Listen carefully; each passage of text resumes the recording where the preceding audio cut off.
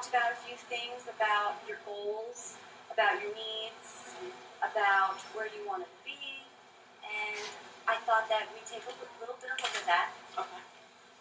So we discussed last time that we decided that you wanted to gain some type of coping skills so that you're able to not be triggered so much by, just everyday situations about the loss of your husband. And so what do you love to do? I like to knit. You love to knit. Okay.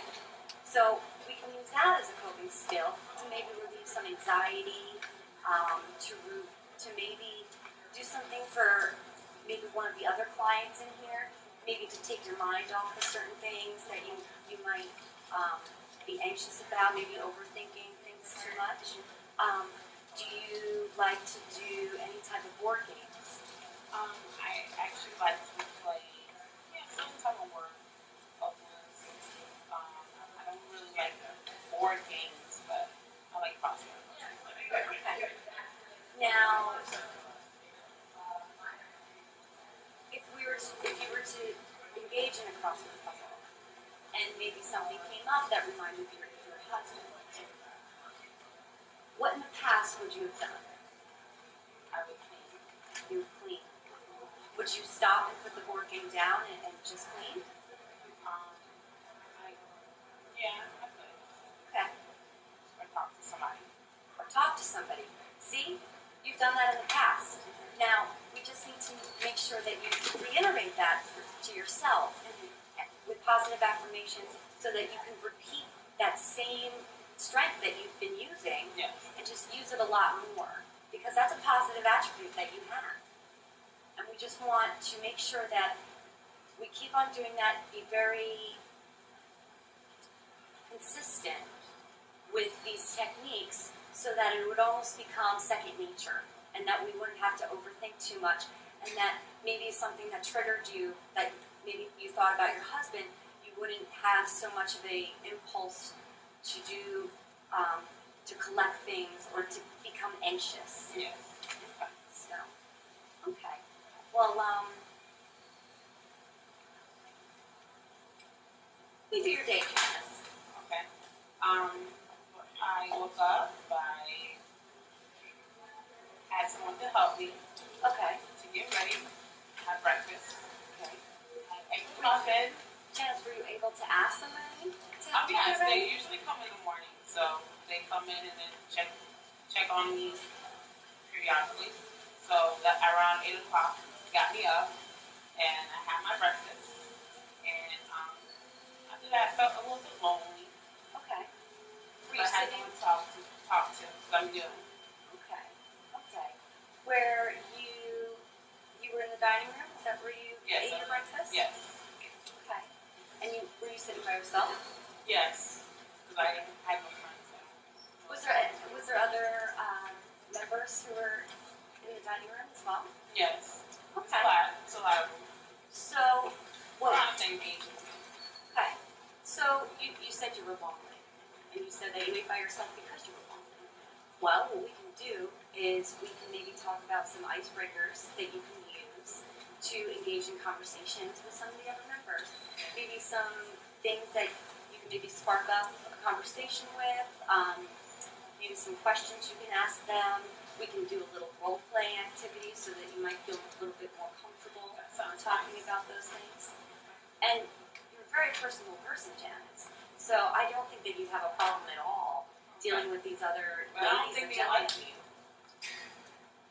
Why do you believe that they don't like you? They don't talk to me. Well, just like yourself, there's a bunch of other new members.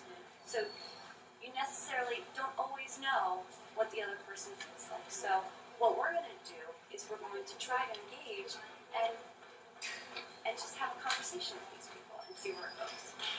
Sometimes we tend to believe negative things, and it overcrowds our judgment of the positive things that we see. So you ate lunch or breakfast in the 8, 9 o'clock. okay, 8, 9 o'clock in the morning. Where else where did you go after that? I went back to my room. You went back to your room. Okay. Now, what did you do next? Did you do any activities? Did you maybe watch some television? I watched some television. I watched The Price is Right. I like that show. Okay. Well, I also wanted to let you know that if you did want to not, they actually have television shows, and they're playing, coincidentally, The Price is Right in the multi-purpose room around 10 o'clock every morning. Okay. So that might be an opportunity for you to go into the multi-purpose room and maybe meet some other members Okay. and engage in conversation, maybe about the television show, common interests, and you both like the television show. And you might be able to start from there and maybe build relationships with the other clients. And right there, that's an icebreaker. Sounds like a plan. So maybe tomorrow, but what maybe a goal for the end of the week would be to go to the multi-purpose room at 10 o'clock to watch The Price is Right. Okay. Does that seem attainable for you? Yes. Okay. So, and by the end of our session today, we're going to work on we're going to do some role-playing activities Okay. so you can be more comfortable with talking and engaging Okay. to the other members. So, after The Price is Right, what did you do next? I had my lunch. Okay. Lunch was afterwards. We stayed in the dining room a little bit after watching Price is Right. We had a little bingo moment before lunch. Now, Janice, you said we. Who did that also include? I have a new friend, I think. Oh. Well, do you mind telling me a little bit more about this new friend? His name is Edward. Edward. Okay. What else about Edward would you like to tell me? Or can you tell me? Oh, nothing. He just sat with me at the table, and we just played bingo together. So you and Edward both like bingo. Yes. That's a common bond that you both share. Now, was it easy after Edward sat down, were you able to have a conversation with him about bingo? No, Okay. I don't research, so I don't really talk too much. Okay. Thank you.